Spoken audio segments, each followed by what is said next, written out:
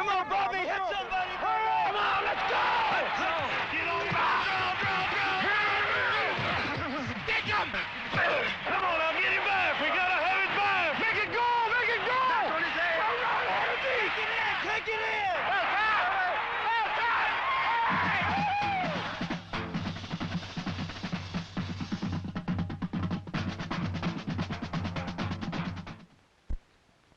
Hi, I'm Tom Brookshire. And I'm Al Meltzer, sitting in for Pat Summerall, who couldn't be here this week.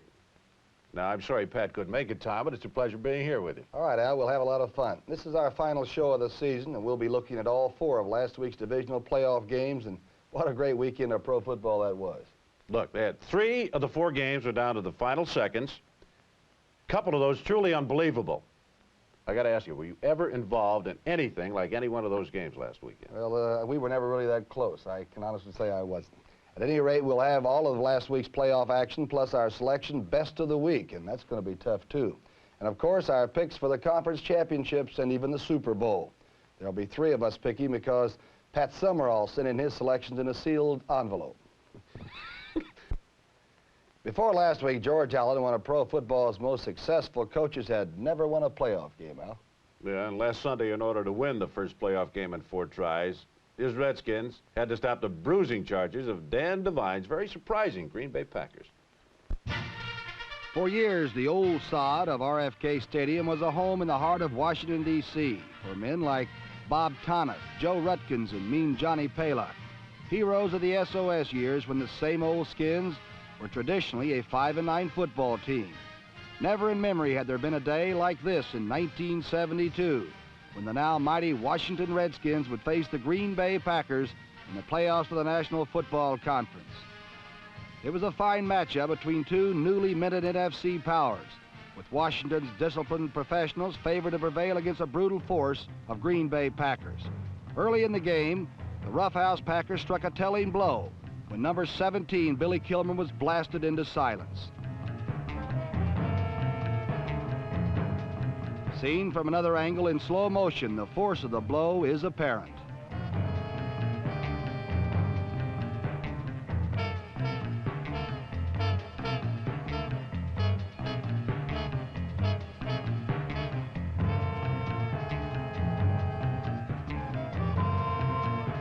And as Kilmer lay still on the old sod of RFK Stadium, 50,000 stood in hushed concern.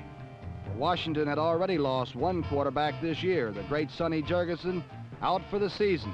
The loss of Billy Kilmer would be insurmountable. It's impossible to measure the value of this rag-arm quarterback. Technically, his quick feet make him a good mechanic. Emotionally, his brawling heart pumps valor all over a football field. But more than that, he is just simply a good guy. And that is the rare quality which makes Billy Kilmer special. It's an example of his kind of leadership that he did not miss a play of this crucial game. For on Washington's next offensive series, Kilmer once again faced the Packers' mighty challenge. But through the early going, 2 excellent defenses dominated play. Just as Kilmer and the Redskins were halted, so Scott Hunter and the Packers were throttled.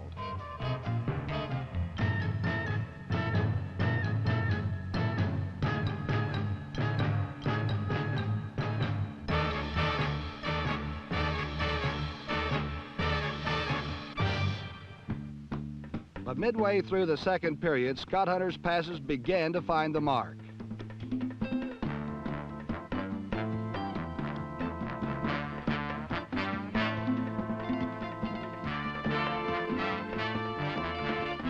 A 23-yard sideline pattern to number 22, John Staggers, moved the Packers deep into Redskin territory, but the drive failed at the 10, and Chester Marco broke the scoreless tie.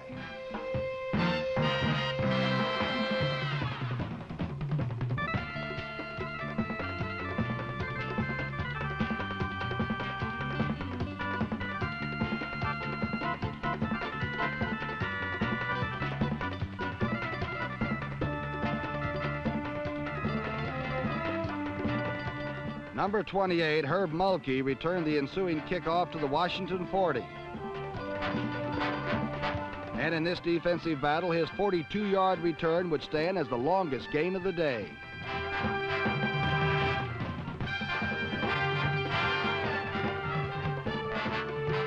Working from good field position, Kilmer then burned the Packers with a 32-yard rope to Roy Jefferson, who'd gotten only a step inside Willie Buchanan on a post pattern.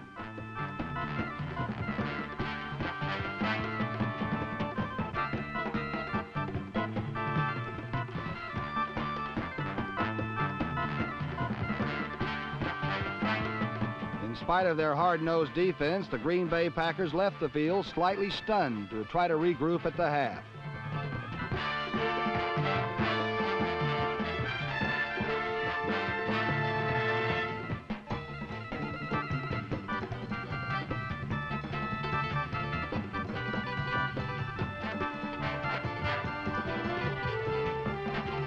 And for a brief moment, as the real combatants were replaced by toy soldiers, the Redskin fans could savor their 10-3 lead.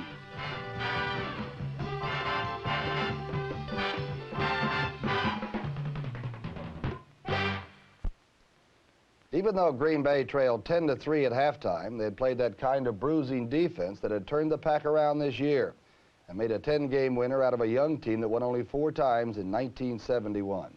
Now, if you remember a couple of weeks ago, Tom, when the Packers clinched the Central Division title, Green Bay trailed by 7 at the half then, too. And John Brockington and MacArthur Lane had been checked, but they came back in the second half, and they kind of blew the Vikings apart that day. Beginning the second half, the same defensive pattern of the game was reestablished, and the Redskins' 7-point lead began to loom larger. The Redskins' thinking was to meet the thrusts of number 36 MacArthur Lane and number 42 John Brockington at the point of attack. Foregoing the popular deep zone defenses, the Redskins employed old-fashioned hard-nosed coverage. Often these defenses would isolate tiny Pat Fisher, number 37, in front of one of Green Bay's mighty backs. And when these mismatches occurred, the paper-thin Pat Fisher showed what wonders can be worked with courage and a lot of finesse.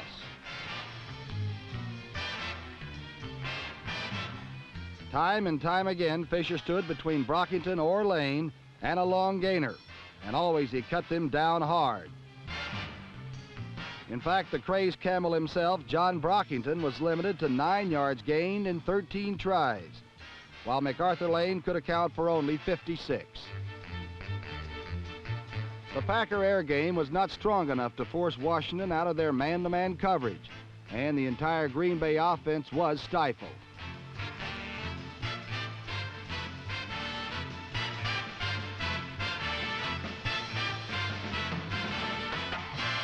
Meanwhile, with his longest gain 13 yards, number 43 Larry Brown collected 101 yards in 25 tries.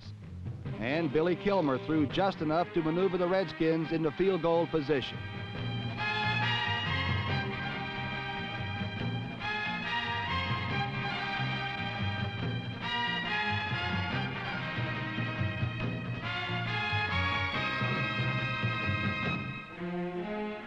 In the fourth period, Kurt Knight's last field goal from 46 yards out was his longest as he iced the Redskins' playoff victory, making the final score Washington 16, Green Bay 3.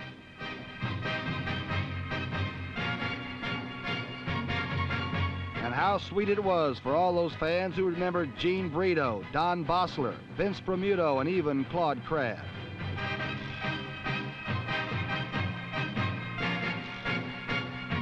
But this is a new age in Washington, and the future is now.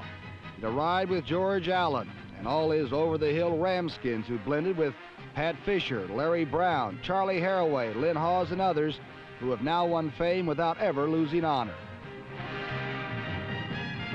And after the 21st victory since George Allen's arrival in the Washington locker room, there would be 3 more cheers for the Redskins.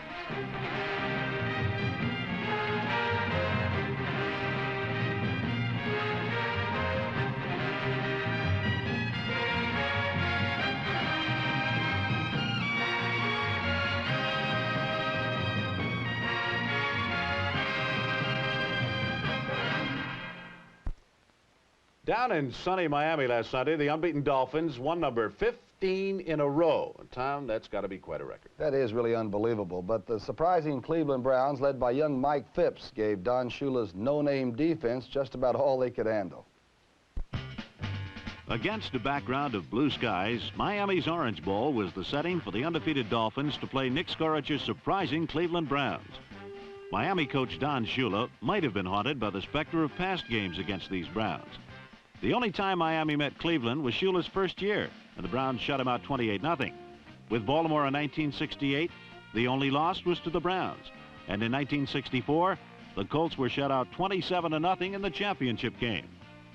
The Cleveland Browns are happy to be here at all.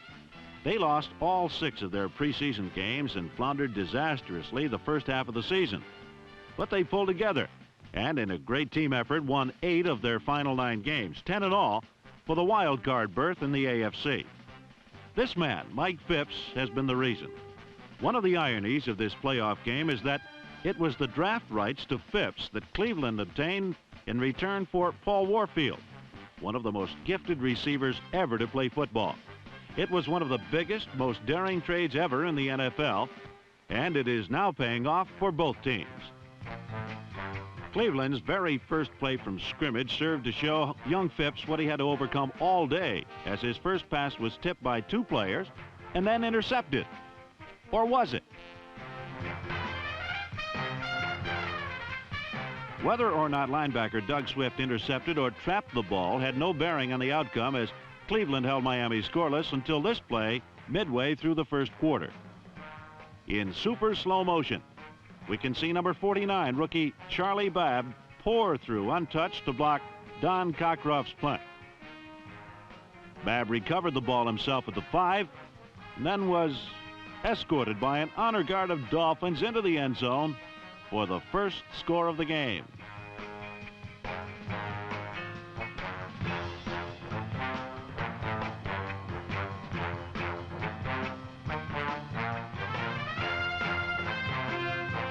This touchdown was important because both clubs agreed that if Miami scored first, a Cleveland comeback would be nearly impossible, considering the Dolphins' record-breaking ground game, which was capable of controlling a game. But so far, the tenacious Cleveland defense had stopped Larry Zonka and Mercury Morris, and it wasn't until Miami sprung Paul Warfield on an end around that the Dolphins had any success on the ground.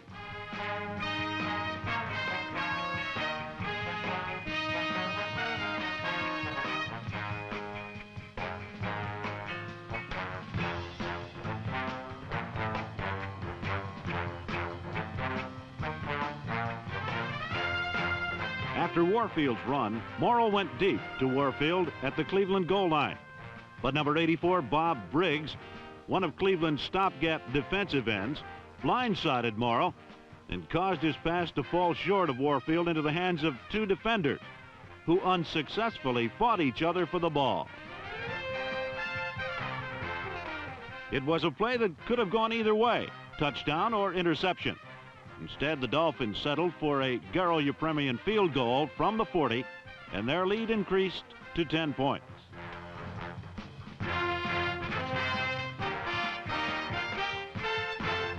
Here at the end of the first quarter, the Cleveland offense got going for the first time. Bo Scott exploded on runs that took the ball into Dolphin territory.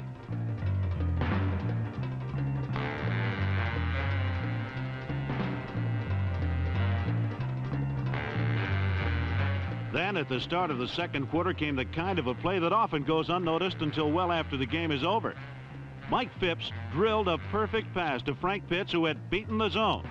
For the Browns, it was another painful almost. On the very next play from the Miami 25, Phipps passed right into the arms of Curtis Johnson to end a fine Cleveland drive. This was only one of 5 interceptions Miami's famed no-name defense would get today.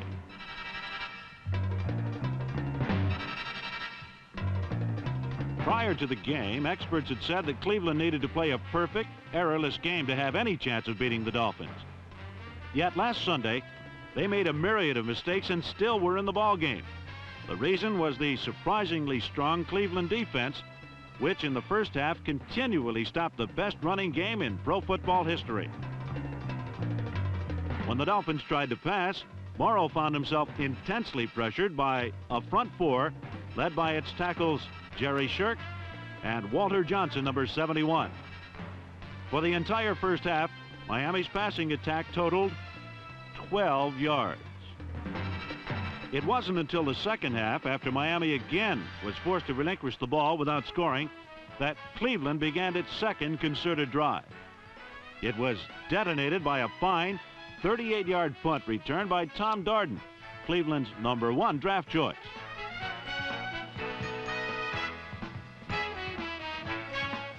Then, with a pump to his backs that pulled in the right linebacker, Mike Phipps found tight end Milt Morin for 21 yards to the Miami 23.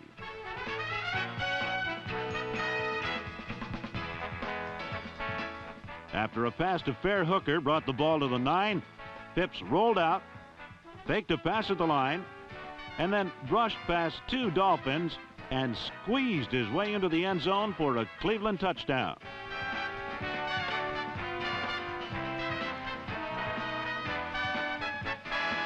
At the start of the final period, Miami added a field goal, and Cleveland, now trailing by 6, 13-7, began another long drive, spearheaded by the passing of Mike Phipps and the running of bruising Bo Scott.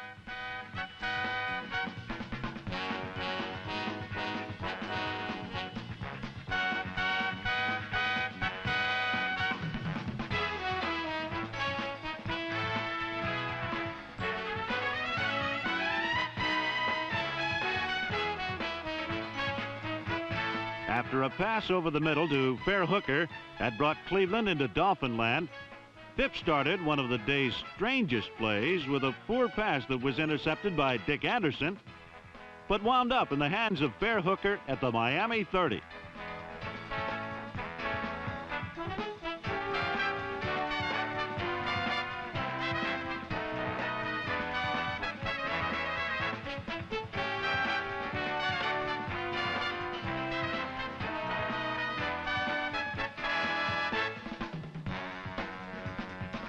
Another surprise in this game was the fine showing of the Browns' offensive line that gave Phipps excellent protection for most of the game. But one play after the fumbled interception, Phipps stood his ground despite a hard rush by number 84 Bill Stanfill, and it paid off with a touchdown to Fair Hooker all alone at the goal line.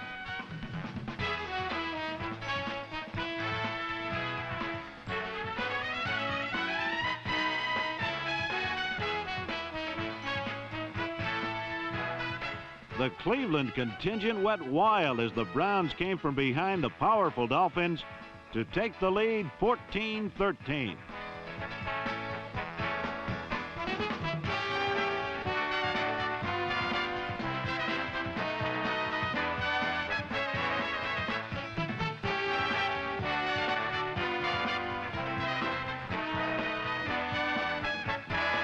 But there was still 8 minutes to go, and Miami, led by Paul Warfield, had it when they needed it most. After the former Brown took a pass between 2 defenders and survived a high-low tackle, Warfield got a step on defender Ben Davis and made a great catch of an overthrown pass by Earl Morrill.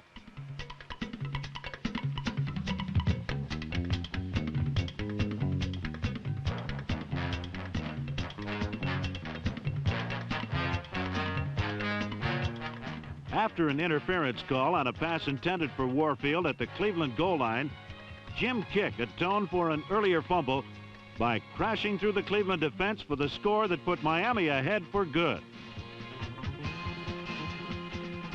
Fittingly, the man who made the difference was Paul Warfield, for whom this game had a special meaning. He alone had accounted for 60 of the 80 yards that brought the winning touchdown. Also fittingly, it was Jim Kick who had scored it, for he, perhaps more than any other player, symbolizes the unselfish teamwork that makes the Miami Dolphins a great team. And appropriately, the first man waiting to congratulate Kick on the sidelines was Mercury Morris, the man who took his job.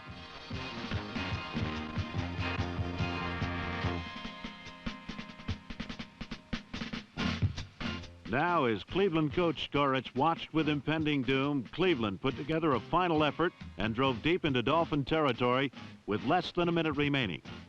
But Miami sealed the win with their 5th interception of a Mike Phipps pass. Linebacker Doug Swift, 2nd of the afternoon.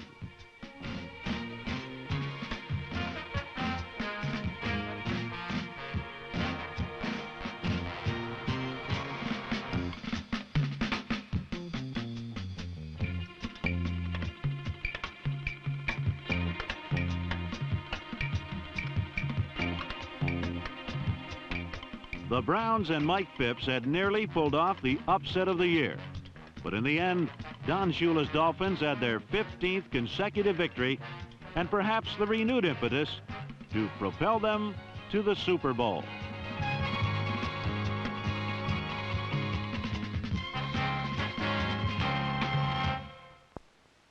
In the first half of the show, we saw the two games from last Sunday. Now let's get to those Saturday's games and the cardiac finishes. Well, look, I've seen a lot of the NFL so-called TV doubleheaders, Tom, but I cannot recall any to top last Saturday. And it all began appropriately enough in Pittsburgh, Pennsylvania, the home of pro football's wildest new superfans. The Pittsburgh Steelers had won a division title for the first time in their 40-year history. Last week, pro football's wildest new superfans were living it up as only they can.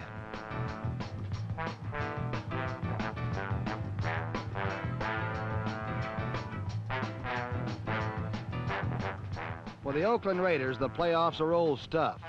They've been there 5 times in the last 6 years. But this time they were up against the Steel Curtain defense, led by number 75, Mean Joe Green, and number 34, 8-year linebacker Andy Russell. The men of the Steel Curtain dumped opposing passers 40 times this season and led the entire NFL in interceptions with 28. Last week, even when Darryl LaMonica seemed to have all weekend to throw, his receivers were still covered. In the first half, LaMonica could hit only 2 of 11 passes for 13 total yards. The Pittsburgh offense didn't do much better. The Steelers could manage but 4 first downs in the first half. And once on 4th and 1, Frenchie Fuqua was stopped dead by Jack Tatum. Number 31, Raider free safety Jack Tatum was the Oakland hero of the moment with his hard hitting. Who could have guessed that it would be Tatum's aggressive defense which would eventually cost Oakland the game? Thanks to the excellent defensive play of both teams, the first half ended in a scoreless tie.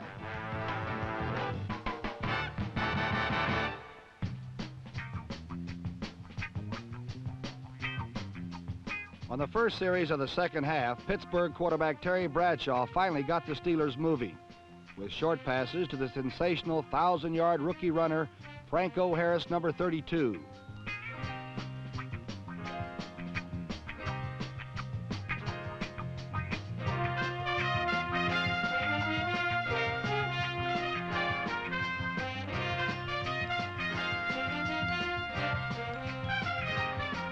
The key play of the drive came when Bradshaw passed to wide receiver Ron Shanklin for 23 yards, the game's longest play until the final minutes.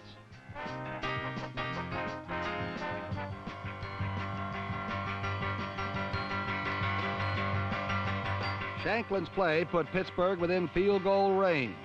Earlier, the Steelers had gone for a first down and failed instead of taking the easy three-pointer by Roy Gerella. This time, Gerella put the game's first points on the scoreboard. And at the end of 3 quarters of tough defensive play, Pittsburgh led Oakland 3-0.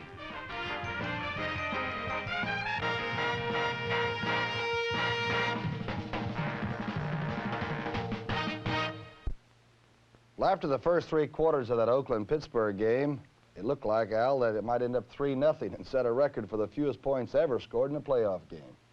Well, the way those two defenses were playing, Tom, it did look like it might end that way. You know, it's for sure that no one could have predicted the wild happenings that followed. The Steeler defense finally put Darryl LaMonica out of the game in the 4th quarter. Not by hurting him, but by just making him look bad. The crowning blow came when linebacker Jack Ham intercepted 40 yards downfield.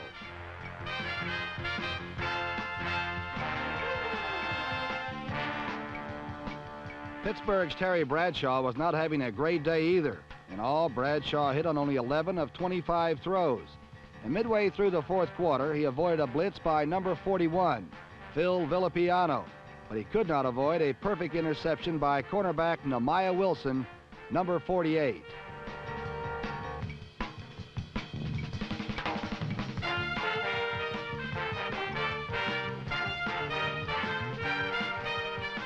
3 plays later, number 12 lefty Ken Stabler, who had replaced the ineffective LaMonica, rolled away from the Steeler rush, but still got himself into trouble.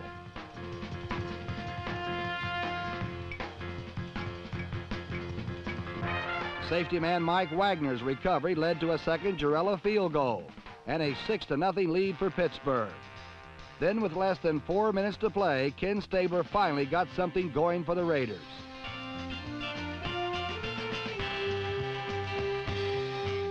With less than 2 minutes to play, Stabler had the Raiders near midfield with 2 consecutive first downs. Then he hit conference leading receiver Fred Biletnikoff for another first down, and Biletnikoff's only significant play of the day. But then came a dry spell as the Snake desperately tried to get the ball to tight end Raymond Chester, number 87. With only a minute and a half remaining, Oakland had the ball at the Pittsburgh 37 and needing 7 points to win. The explosive Oakland attack, which had scored 4 touchdowns in losing the opener in Pittsburgh, was now inside the Steeler 40 for the first time in the game. But was their time enough?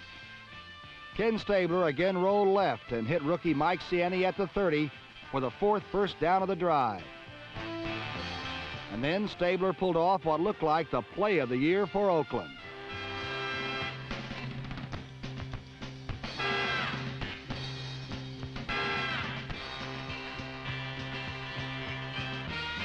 With just 1:13 to play, Oakland had finally scored and gone ahead 7-6. Stabler had completed only 6 of 12 passes for 57 yards, but he had run 30 yards to what seemed like the play of a lifetime. The Steelers had given up their first touchdown in a month, and although the Raiders had been held to their lowest point total in 29 games, it seemed to the Pride and Poise boys good enough to win. With 26 seconds left, a 3rd down pass by Terry Bradshaw was broken up by Jack Tatum. And for the Raiders, the AFC Championship game was but 1 play, or 22 seconds away. For the Steelers, a nearly hopeless situation. 4th and 10 from their own 40-yard line, with everybody in the stadium fully aware that Bradshaw had to throw at least 20 yards or so to get Roy Jarrella within field goal range. Then came the call, 66 pass, designed to gain 18 yards, which would give Roy Jarrella a shot from about midfield.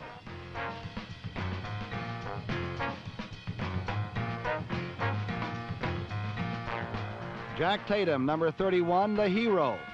Almost the hero.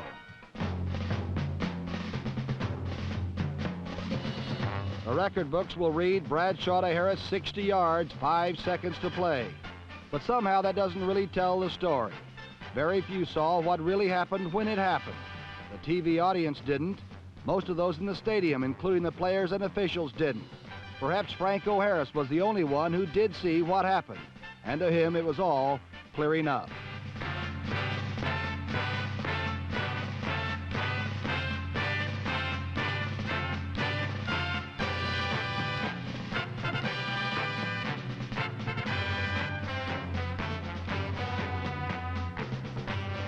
Suddenly, the Pittsburgh Steelers, the team which hadn't won a title in 40 years in the NFL, yes, the Pittsburgh Steelers had beaten the team with the best record in pro football over the past 10 years.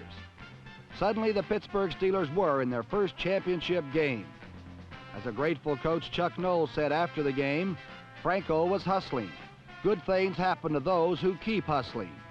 Somehow it took more than just hustling.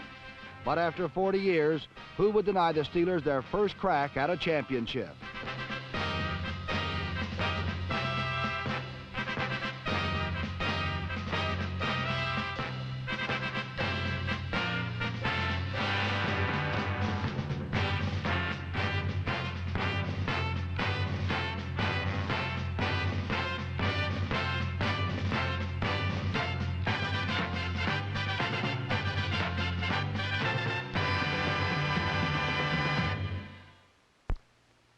Last Saturday in San Francisco, the 49ers and the Dallas Cowboys met in postseason play for the 3rd straight year, and it's getting to be a habit, Tom. It sure is, and a bad habit for San Francisco, Al. Dick Nolan's 49ers were trying to end the Cowboys' domination that had seen the first 2 of those games go to Dallas in the 70 and 71 NFC championship games. Candlestick Park in San Francisco was the site of a rematch between the 49ers and the Cowboys. On Thanksgiving Day, San Francisco had beaten Dallas 31-10, but there was much more at stake in this game, as both teams hoped to grab the first nugget on the way to the Super Bowl gold.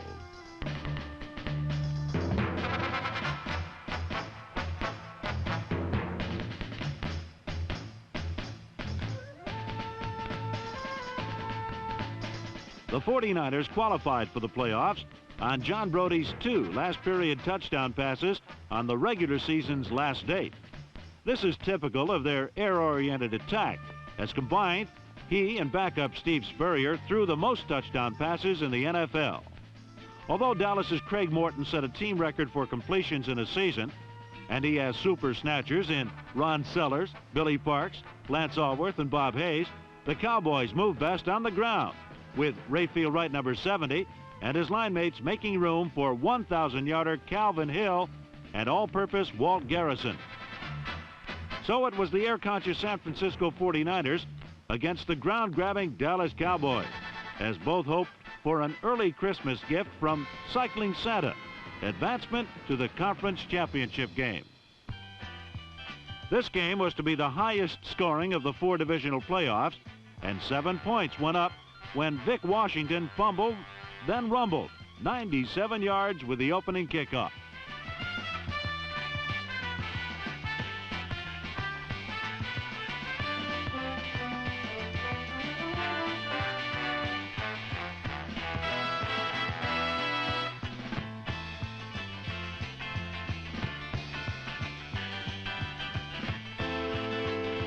Washington crossed the Dallas goal line just 17 seconds into the game. The first kickoff return for a touchdown against Dallas since 1966. For contrast, consider Cliff Harris's return of the following kickoff. He went only 1/4 as far and went down twice as hard.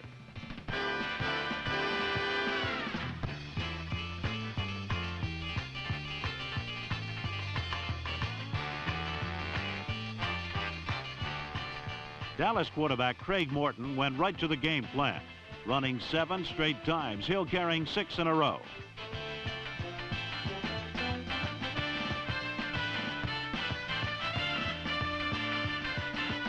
Dallas reached the 49er 30 before stalling and calling on Tony Frick.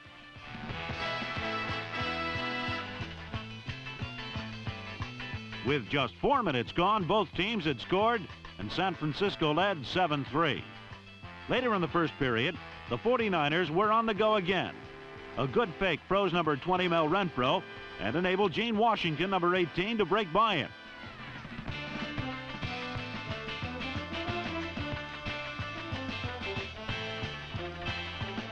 The play gained 52 yards, and from the Dallas 28, Brody tried the Brody to Vic Washington to John Eisenbarger to Brody to Gene Washington pass, but Charlie Waters intercepted the underthrown ball. Dallas had the first turnover, but soon committed the second when Morton slipped, tried to run, and fumbled when hit by number 43, Wendland Hall.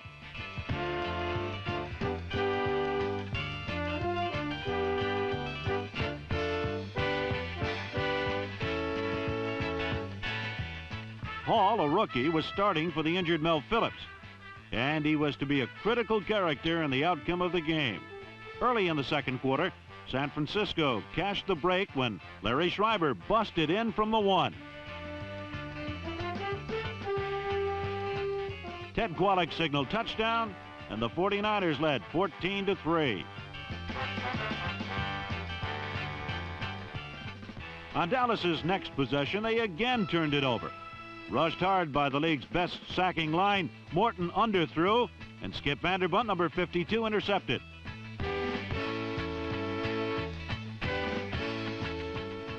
In their earlier meeting, Vanderbunt had scored 2 touchdowns, and he was to be a burr under the Cowboys' saddle again in this game.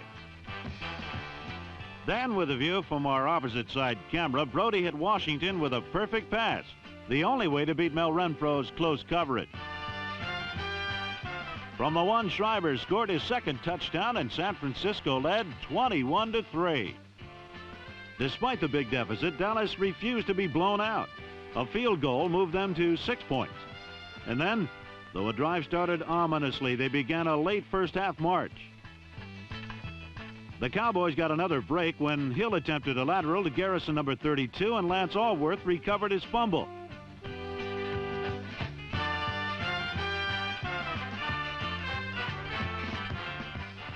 Still another break occurred when Jimmy Johnson slipped, leaving Allworth wide open.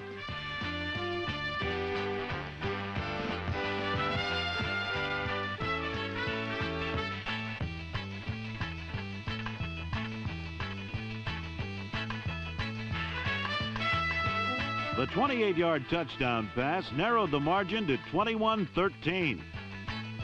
Though Dallas had been outplayed and had practically given San Francisco 3 touchdowns on a kickoff return and 2 turnovers inside the 20, they kept their poise. Now trailing by just 8, Dallas was still very much in the game. All season long, Dallas has been a first-half team, often suffering from woeful letdowns in the second half, Tom. Well, that course had run true again, Al. The Cowboys, trailing by 8 after the first half, wouldn't get a chance for a second straight Super Sunday, and their championship reign would have ended last week. As the halftime ceremonies took place, Dallas pondered a way to break their curious habit of letting up in the second half. Indeed, down by 8, a second-half skid would cost them a chance to repeat in the Super Bowl. But things weren't any better in this game as Morton's pass went through Billy Parks' hands right to Mr. Vanderbunt again.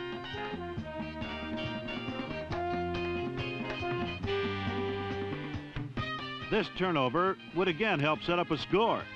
Though stopped on 4th down, from good field position, Jim McCann coffin cornered a punt at the 5. On the next play, Hill was racked by Charlie Kruger and fumbled.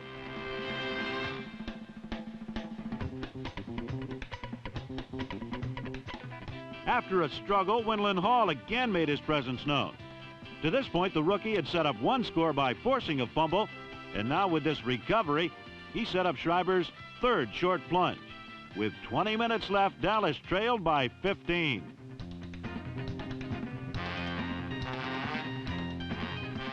The Cowboys needed a quick score, and Morton almost got it, but his pass was dropped as Jimmy Johnson kept close enough to disturb Bob Hayes.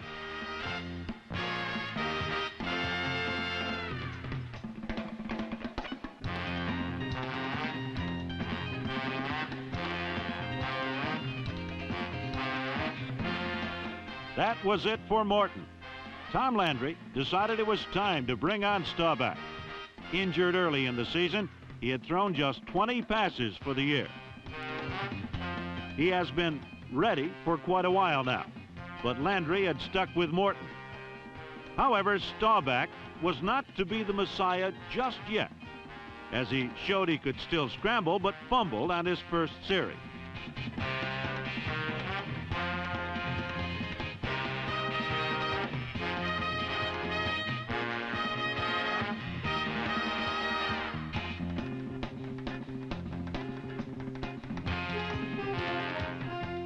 The lost ball gave San Francisco another scoring chance off the turnover. But this time, Bruce Gossett missed a field goal from the 32.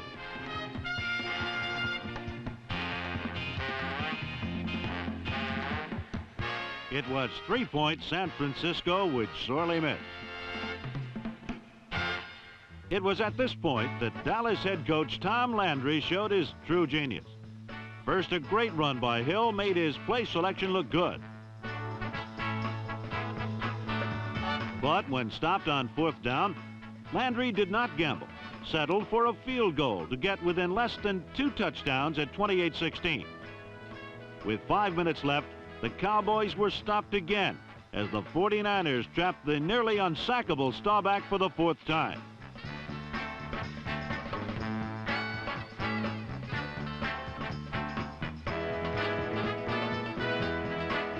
Landry elected to punt and not give the ball up in close where a field goal would cinch it for the 49ers. The defense held, and trailing by 12 with 2 minutes left, Staubach went in and got a touchdown. The critical first step if Dallas was to survive the playoffs. A perfect pass to Parks, and Dallas was down by 5.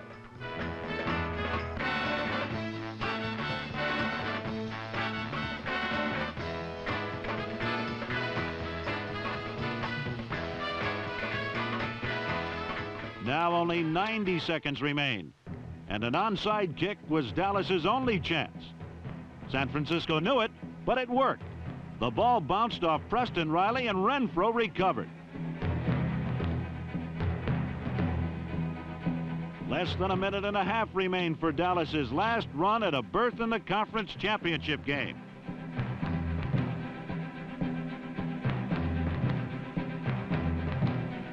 As both teams watched, Staubach moved Dallas 50 yards with 3 bold strokes. First down from the 50.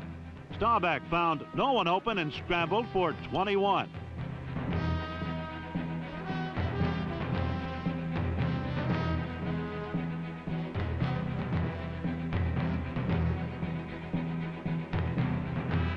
First down from the 29. Staubach hit Parks with a perfect sideline pass.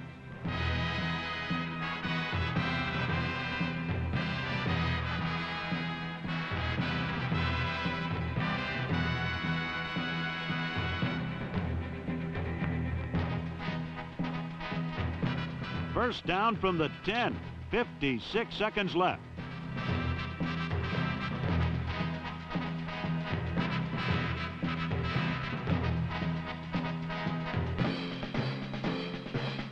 Staubach's bullet pass past Winland Hall found Sellers and climaxed an incredible comeback. San Francisco would get the ball again but could not score. Dallas had taken the first step on a return to the Super Bowl.